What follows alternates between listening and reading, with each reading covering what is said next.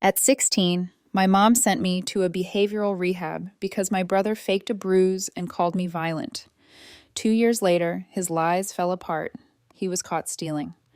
My dad finally confessed he knew the truth, and my mom's breakdown made headlines. Hey, Reddit. My family spent years calling me the problem. They lied, twisted everything, and finally sent me away to fix me. I kept quiet, built my own life, and thought I was free until their whole act started falling apart. But first, here's how it really started. I'm Virginia, 16. I live in a house that looks perfect if you drive by too quick. My mom, Clara, calls it her safe space. The lawn's always cut straight, curtains always match. Even the mailbox gets wiped down. Inside, though, everything feels like it could explode over the smallest thing. Dad Tom travels most weeks. When he's home, he camps out in his office pretending to work. He's good at nodding without listening. Mom says he's the steady one, but that's only because he never takes a side. Then there's my brother, Ryan, 13, baby face, fake innocence, full-time tattletale. He figured out early that acting scared of me gets him out of trouble. I could breathe too loud, and he'd say I was mad again. And Mom would scold me before even asking what happened. Every morning, Mom starts with her checklist voice. Shoes by the door, dishes away, no crumbs on the counter. She's not mean at first, just exact. But the tone changes fast if you don't follow the script. She keeps a whiteboard in the kitchen with house standards. That's what she calls rules. Each one has a check mark next to it if you did good that day. She says it teaches accountability. I say nothing because talking back just adds a red X beside my name. We go to church every Sunday. Ryan plays the angel. People love him there. Mom beams when someone says, "You've raised such polite kids." She doesn't look at me when they say it. School's no break. Teachers label me as having an attitude problem. Apparently, asking why a rule exists means you're disrespectful. So I keep quiet. I get decent grades, not great ones, because I'm tired of hearing Mom say you could do better if you focused like your brother. Mrs. Heller, our next-door neighbor, doesn't help. She's the kind who waters her plants just to spy. She tells Mom she's concerned about me, says I look angry when I walk home from school. Mom eats that up. After one of those talks, I came home to find my door open and my stuff rearranged. She said she was checking for cigarettes. I don't even smoke. That night, I started locking my phone in a shoebox under my bed. She'd already gone through it once, saying she was making sure you're not getting into the wrong influences. The house runs on surveillance. Cameras in the living room for insurance, door codes that Mom changes monthly. She calls it responsible parenting. I call it paranoia. I keep my sanity by fixing my old bike. There's something about tightening bolts and hearing the click of gears that makes sense. Machines don't lie about what's wrong with them. Ryan likes to watch me from the porch. He'll smile like we're good siblings, then say something like, "Mom said you're not supposed to use the tools without asking." Then he'll run inside before I can answer. 10 minutes later, Mom's at the door saying, "What did I tell you about respecting house property?" When Dad left for another trip later that week, Ryan started bragging about his new privileges. Mom gave him access to the home tablet and told him he could help track chores. Basically, he got promoted to spy.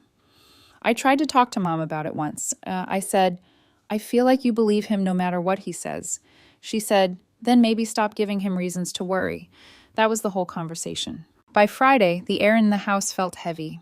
Even the lights seemed too bright. Ryan was testing me, breaking little things. A picture frame, a phone charger, then whispering, "Mom's going to blame you." He wasn't wrong. That night, after everyone went to bed, I walked into the hallway for water. I heard my parents' door cracked open. Mom's voice was sharp, low. "She's going to ruin everything we've built." Dad's reply came muffled. "She's just a kid." "No," she said. "She's a problem."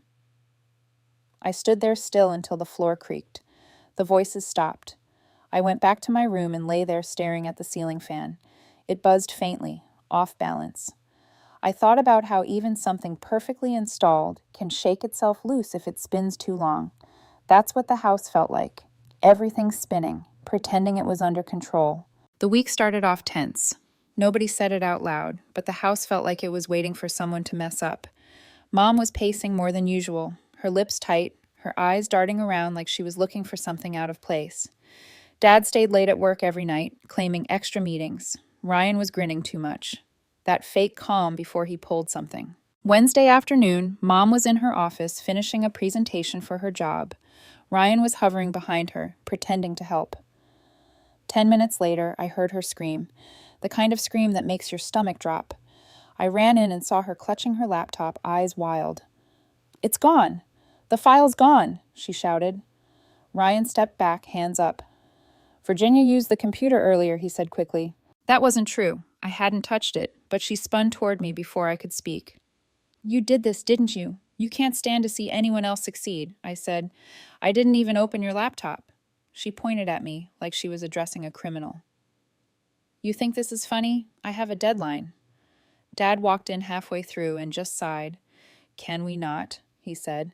Mom ignored him and yelled, "You're sabotaging me." I stood there, hands open. "Check the history," I said. "You'll see. I wasn't even logged in." She didn't check anything. She just slammed the laptop shut and stormed off. Later, I heard her tell Dad autosave brought it back. The trash showed it was renamed and deleted while Ryan was helping. Dinner that night was a minefield. Ryan kept poking at me under the table, whispering, "Maybe don't touch Mom's stuff next time." I told him to stop. Mom looked up from her plate. "Don't start." I wasn't starting. I barely said anything. She nitpicked everything I did. How I chewed, how I breathed, how I looked checked out. Dad stared at his food like he wanted to disappear. When Mom's phone buzzed, she read something, frowned, and muttered, "Unbelievable." She put the phone down hard. "Your teacher emailed me," she said. "Apparently, you're being disrespectful again. Non-cooperative. Is this true?" I said, "I didn't say anything disrespectful. I just asked." She cut me off. "You just can't stop talking back, can you?" Dad rubbed his forehead. "Virginia, you gotta stop making everything harder than it is. Just do what you're told." I said, "I'm not doing anything wrong." He snapped. "Then get serious or get out." I felt the air leave my chest. Ryan leaned back in his chair like he was watching a show. Mom said, "That's enough. Go to your room. I'm done." I stood up but stayed there trying to find the right words. I said, "You don't even listen anymore." She said, "Because I'm tired of the lies." Ryan had his phone half hidden, recording. I saw the reflection in the glass cabinet. He wanted proof of me losing it. I took one step closer to the counter and slammed my hand on it. The sound echoed. "Nobody listens," I said. My voice cracked halfway through. I wasn't yelling threats. I was just tired. Ryan jumped up, bolted for the stairs, and yelled, "She hit me!" Mom gasped and ran after him. I followed a few seconds later. She was in his room, holding him while he pretended to cry. His gaming monitor was on the floor, cracked through the middle. He had one hand on his shoulder, red like he'd rubbed it hard. "She grabbed me and threw it," Ryan said between fake sobs. Mom looked back at me like I'd pulled a knife. "You did this?" she asked. I said, "No, I didn't touch him." She didn't blink. "You stay right there," she said, voice low and sharp. "Don't move." Dad came running up, looked at the monitor, then at me. "What the hell happened?" I said. "Ask him. He broke it earlier." Ryan said, "She's lying. She freaked out." Mom didn't ask for more details. She pulled out her phone and said she was calling the police for safety. I said, "Are you serious?" When the officers showed up, everything slowed down. They asked questions, looked around, saw no real injuries. Ryan kept sniffling in his mother's arms. I stood by the wall, numb. One of the cops asked if I wanted to go somewhere else for the night. I said no. He nodded, told Mom there wasn't much they could do. When they left, the silence was worse than the shouting. Mom said, "You need help. This can't go on." I said, "I didn't hurt him." She said, "That's exactly what someone in denial says." Dad started packing a small bag with my clothes. I asked where I was going. He said, "Just do what your mother says. It's for the best." I didn't argue anymore. The next morning, Mom was already dressed, car keys in hand. She said, "We're taking you to a program, a good one. They help families like ours." She made it sound like a vacation. Dad carried the bag. Ryan sat at the bottom of the stairs with cereal and that same small smirk he always got when things went his way. I walked out without looking at him. In the car, Mom talked about healing and starting over. Her voice was calm, almost cheerful, like she'd solved a big problem. I looked out the window. The houses slid past, perfect lawns, clean driveways, families who probably thought we were normal. I didn't say a word the whole ride. I kept thinking, this isn't help, it's cleanup. They weren't saving me. They were getting rid of me. The place they took me to was called Ridgeway Youth Recovery Center. The sign out front had a tree logo and the slogan, Rebuilding Futures. It looked like a school from the outside. Brick walls, trimmed grass, big windows. But when the doors closed behind me, it sounded like a lock clicking. A staff member with a plastic smile took my bag. "Welcome to Ridgeway," she said. Her name tag said Angela, but she said it like she was reading a line from a brochure. I had to empty my pockets, hand over my phone, belt, shoelaces, even my earbuds. They gave me a clear plastic bag with a toothbrush, 2 shirts with Ridgeway printed on the back, and plain gray sweats. Everything had a number tag. Mine was 47B. Then came the metal detector and a checklist about contraband. The staff acted polite, but had that fake tone people use when they already know you don't belong. Intake took about an hour. Forms, signatures, a bored nurse reading the script. They moved me through like a fast track they'd run 100 times. The hall smelled like bleach and cafeteria food. My room had 2 metal bunks, a small window too high to reach, and a cracked dresser. My bunkmates came in later. Marcus, 17, tall, sarcastic smile, and Luis, 15, quiet, small build, dark circles under his eyes. Marcus tossed his bag on the bed and said, "You the new kid? Welcome to Ridgeway High School for the morally confused." I asked how long he'd been here. He grinned. "Too long to still care." Luis barely looked up. He was writing something in a notebook. Every night, I'd later learn, he wrote letters to his little sister. He said she was the only one who still believed he'd come home soon. The first night was lights out at 9 o'clock. A guard did rounds every hour, flashlight beams sweeping the walls. You weren't allowed to close the door all the way. Morning started with a bell at 6 Honik. Breakfast was powdered eggs, toast, and milk that tasted like plastic. Then group therapy. Group therapy was in a circle of plastic chairs under a poster that said, "Own your harm, find your peace." The counselor, Miss Denning, talked like a podcast host. "Accountability is healing," she said. Each kid had to explain what they did wrong. When it was my turn, I said, "I didn't hurt anyone. My brother lied." She smiled too wide. "Denial is common at this stage. You'll get there." I said, "There's nothing to get to." She wrote something on her clipboard. "Resistance needs structured empathy." After that, I stopped sharing. Marcus warned me later. "If you don't say sorry, they keep you longer." He'd learned to fake it. "You just tell them you understand your triggers and cry a little," he said. "Then they call you cured." Luis whispered, "It doesn't matter. They already wrote our stories." Days blurred. Breakfast, chores, therapy, worksheets about anger cycles, lights out. Same thing every day. Talking got you nowhere. I started working out in the mornings. Push-ups, sit-ups, laps in the hallway. It helped me stay quiet. We weren't supposed to write anything that wasn't program approved, but I kept a small notebook under my mattress. I wrote short lines, not diary stuff, just facts. Day 9. Counselor says lying is a defense mechanism. I said silence is too. Day 14. Marcus laughed at breakfast for the first time. Day 20. Luis said he dreams of home every night. I don't. 2 months in, Mom visited. The staff arranged the room to look cozy. Plants, cookies, fake warmth. She hugged me like someone posing for a photo. "You look calmer," she said. I said, "I was calm before." She smiled tight. "See, that's the attitude we're fixing." She talked to the counselor afterward, praising Ridgeway for turning her daughter around. I heard her laugh down the hallway. I didn't feel angry, just empty. After that, I didn't see her again. Marcus kept things bearable. He'd joke about the group leaders, call them the emotion police. But at night, when lights went off, he talked quieter. "You know why you're here?" he said once. "Not because of what you did. Because they needed to believe they handled it. It's easier to say my daughter's getting help than we screwed her over. Luis nodded from the other bunk. Better a rehab kid than a broken family. I didn't answer. I just wrote it down later. After 6 months, they said I was ready for release. I hadn't admitted harm, but I'd been quiet, followed rules, and didn't fight. That was enough. They told me I'd made significant progress. At Ridgeway, checked boxes beat confessions. Compliance looked like healing on paper. The night before I left, Marcus walked with me to the gate after lights out. The sky outside the barred window looked huge, empty. He said, "When you get out, don't expect a new family waiting. Expect the same one, just quieter." I said, "I know."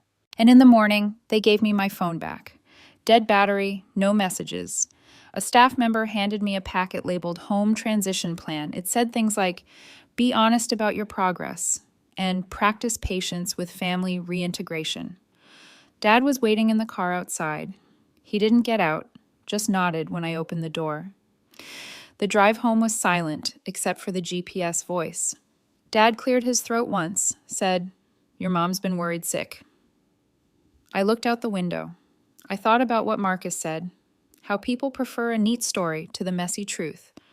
I wondered how you talk to people who've already decided who you are. When we pulled into the driveway, Mom's flowers were still lined up perfect, bright against the clean bricks.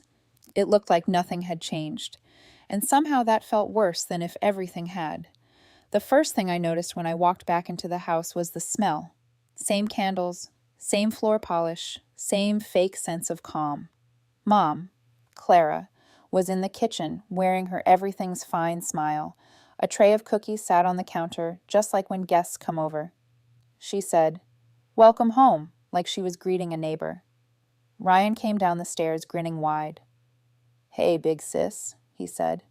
He looked older somehow, confident. His hair was styled, his clothes new. There was a new gaming setup in the living room, too. Big monitor, LED lights, brand new chair. Dad stood in the corner with his phone half in his hand. He gave me a quick pat on the shoulder. "We all make mistakes," he said like he was reading a quote from somewhere. My old room was gone. They'd turned it into a guest room. Fresh paint, decorative pillows, no trace of me. My stuff was packed into boxes in the garage labeled Virginia's Old Things. That night, we had dinner like it was a holiday. Mom asked surface questions. "Do they feed you well there? Did you learn anything helpful?" I said yes, just to keep it short. Ryan kept looking at me between bites like he was waiting for me to slip. The next morning, I found a note taped to the fridge. House Guidelines for Reintegration. It had bullet points like respect space, communicate calmly, demonstrate trustworthiness. It wasn't signed, but the handwriting was Mom's. School wasn't any better. The first day back, people stared like I was a new exhibit. Whispers followed me from the lockers to class. Someone said, "That's the girl who hit her brother." I heard it enough times that I stopped pretending I didn't. One teacher, Mr. Collins, pulled me aside after class. "I hope you're doing better now," he said, slow and careful, like talking to a recovering addict. I said, "Yeah." That was it. By the end of the week, I heard Ryan was telling people he'd forgiven me. A classmate said, "That's really mature of your brother." I laughed once, hard, then stopped. At home, Mom treated me like a guest on probation. She'd say things like, "It's nice to see you trying," or, "I hope this calm version of you lasts." If I forgot to close a cabinet or left a light on, she'd pause, breathe through her nose, and say, "Let's not slip back into old habits." Dad avoided any real talk. He'd just say, "We're proud of you," without looking up from his phone. Ryan liked to test me. He'd borrow my headphones and forget to return them. Once I caught him in the garage digging through my boxes. "Just looking for my old stuff," he said. He smirked and left a comic book half torn on the floor. I didn't react. I knew he wanted me to. After 2 weeks, I found a part-time job at a local auto shop. The owner, Rick, was in his 40s, bald, heavy hands, no small talk. He said, "You work, you get paid. Don't screw around." That was fine with me. The place smelled like oil and metal, and the noise of tools was constant but comforting. Machines didn't ask questions.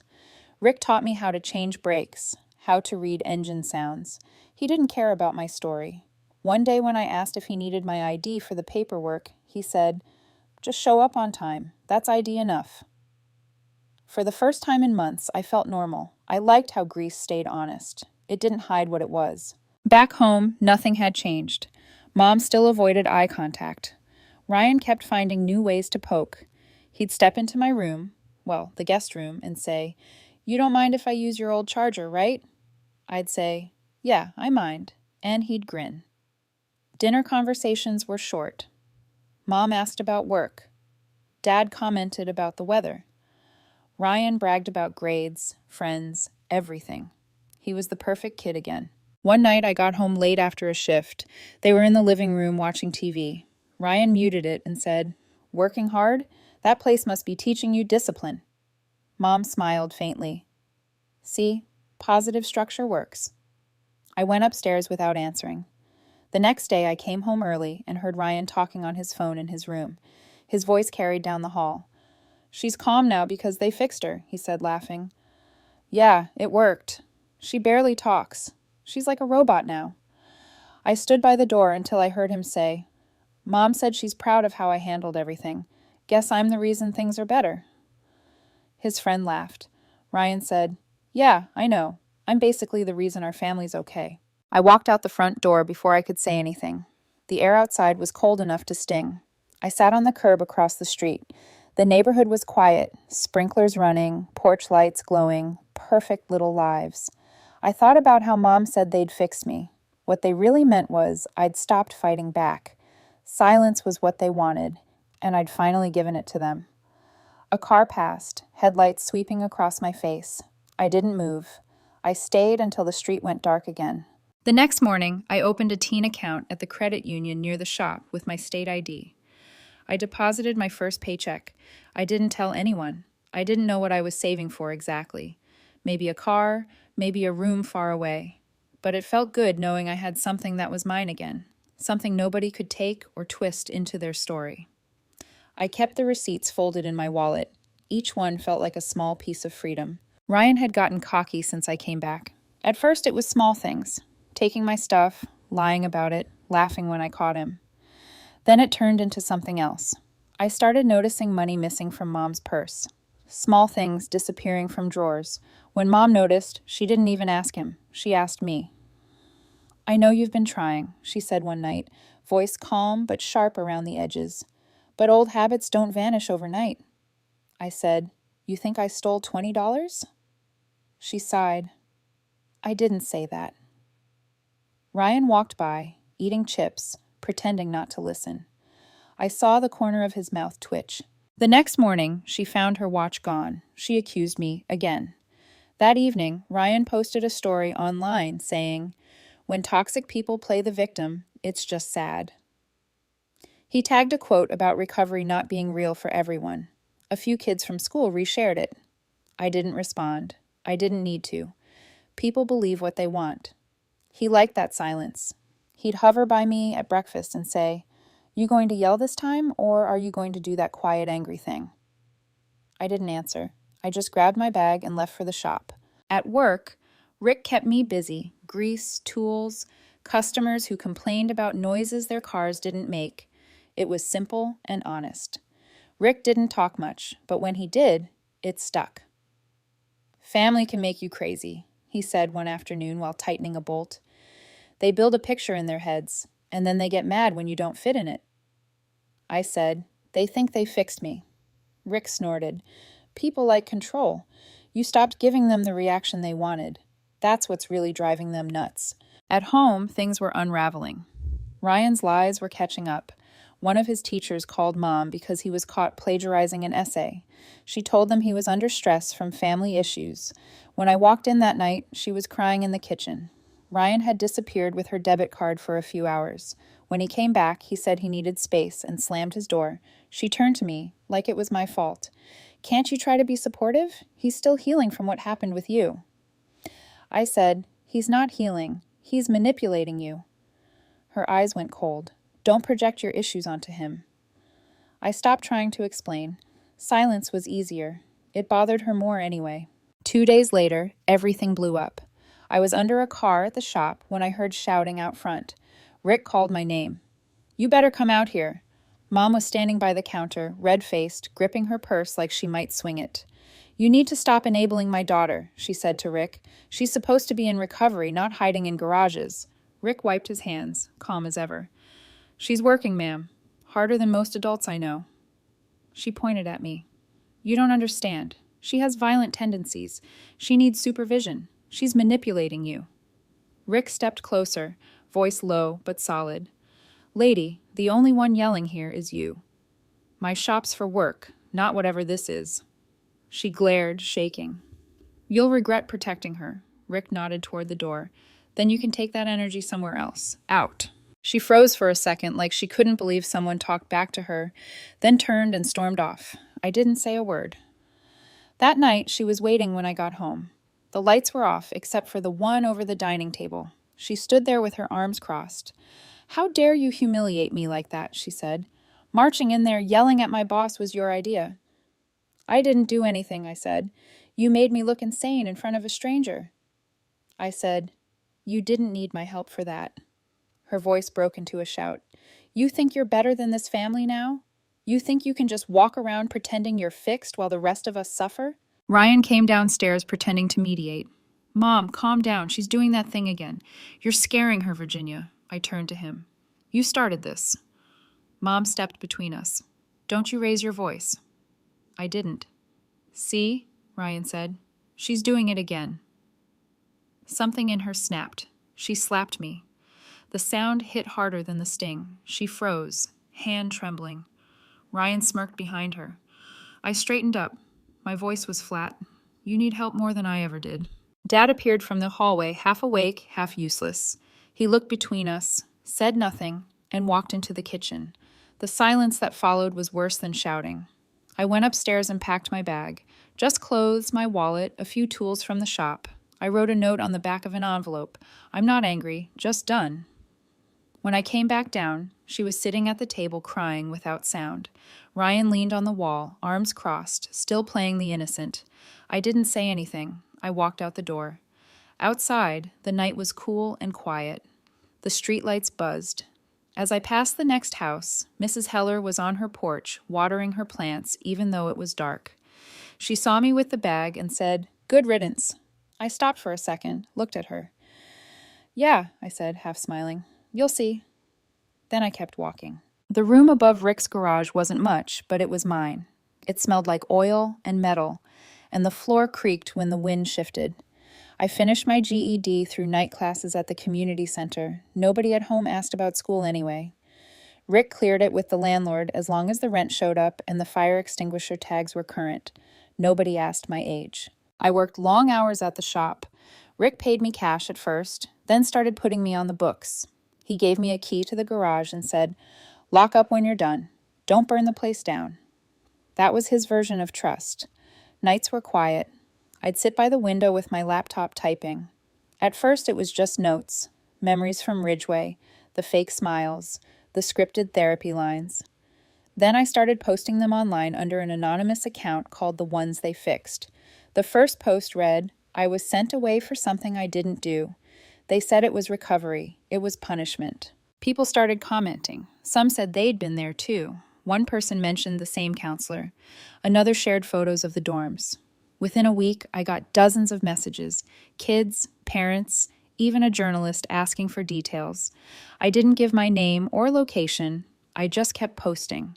Someone eventually dropped a link to an article from 2 years back. Ridgeway Youth Recovery, under investigation for unethical practices. It mentioned the same counselors, the same methods. It said the place was run by a company that rebranded every few years under new names. Rick found me one evening still typing when he came up to check the heater. "You doing homework or starting a war?" he asked. "Just writing." He nodded, looked around. "Good. Just make sure you build something out of it. Don't let it eat you." A few weeks later, one of my posts got reposted on a big forum. The comments exploded. Other families started recognizing the name Ridgeway. The local news picked it up.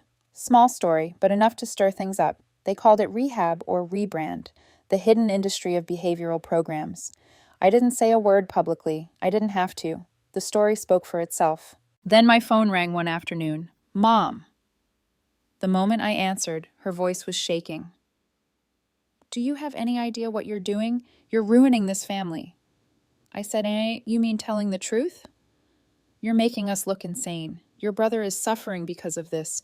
You're dragging his name through the mud.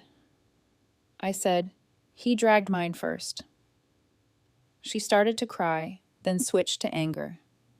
You've always wanted attention. Now you've got it. I hung up. Time passed faster after that. I turned 18, got my license, and Rick handed me the keys to an old pickup. It's yours if you can fix it, he said.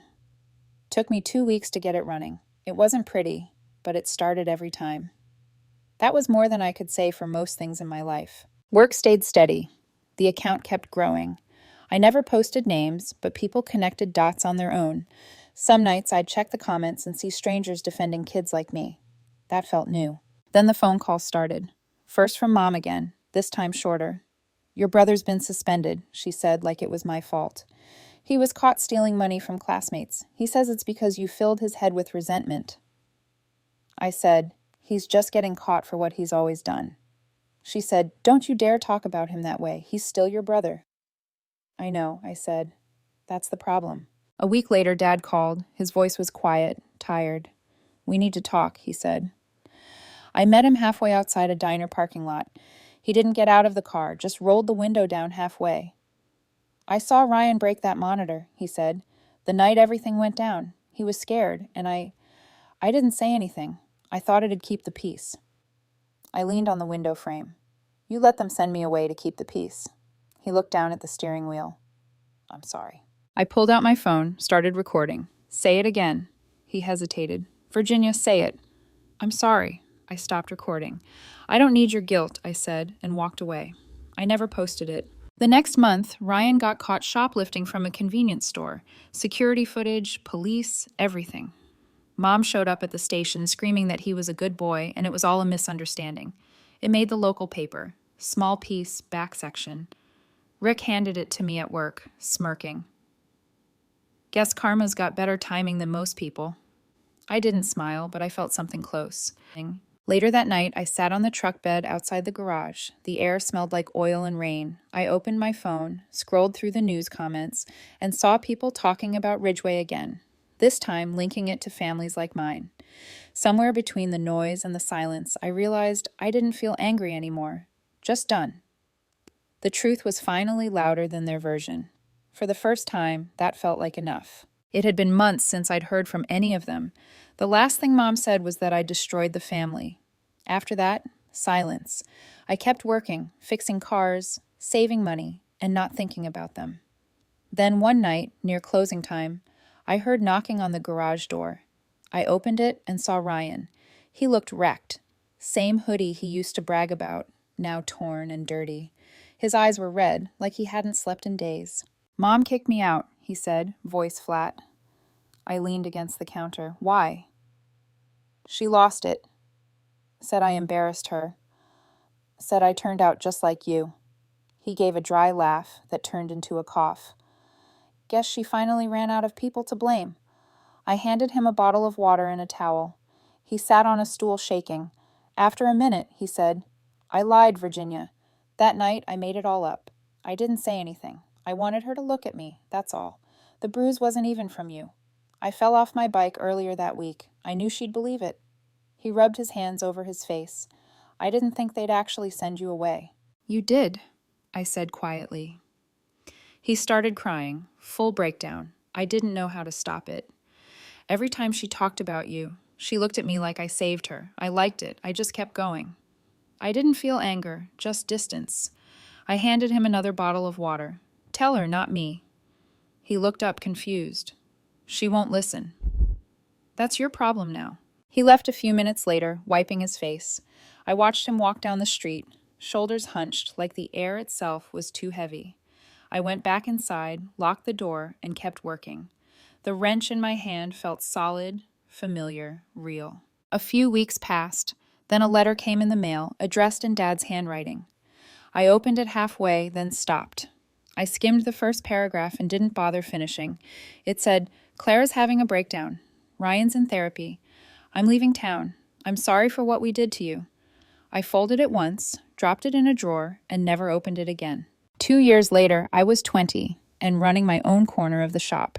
Rick had semi-retired and let me handle most of the day-to-day work. He put me on the books and let me invoice my bays under my own DBA, Virginia Reed Auto Repair. Business was steady. I had a small apartment over a bakery across town, plain but quiet. I worked 6 days a week, fixed what was broken, and didn't look back.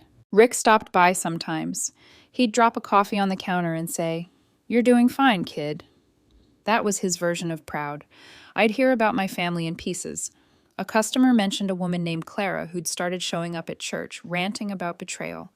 Another said Ryan was living with relatives upstate, in and out of therapy, trying to find himself. Apparently, Mom had tried to sue the school district for ruining Ryan's reputation after his shoplifting arrest. It went nowhere. She'd burned too many bridges. Mrs. Heller brings her Corolla in sometimes. She told Rick once, "That poor woman finally lost her mind." I didn't laugh. It just felt like the story closing itself without me in it. One morning, I walked into the shop early. Sunlight hit the metal racks, making the wrenches gleam. My phone buzzed on the counter. Unknown number. The message read, "I told her everything. I'm sorry." I didn't need to ask who it was. Ryan. I stared at the screen for a while. I typed a few words, deleted them, then set the phone down. I didn't feel angry or satisfied, just quiet. Outside, the morning was cool. The street was empty, except for the sound of a delivery truck down the block. I stepped out to the parking lot, leaned on the hood of an old pickup I'd been working on. I pulled the wrench from my back pocket, the same one Rick gave me years ago when I first started. The metal was worn smooth from use. It caught the sunlight and threw a sharp line across the ground. For a second, I thought about how everything I'd fixed over the years had one thing in common. Nothing ever went back exactly the way it was before. You could repair it, make it work again, but the break was still there, even if no one could see it. I looked back at the shop, the open bay door, the noise of a new day starting. Some things don't get fixed. You just learn to live without their noise.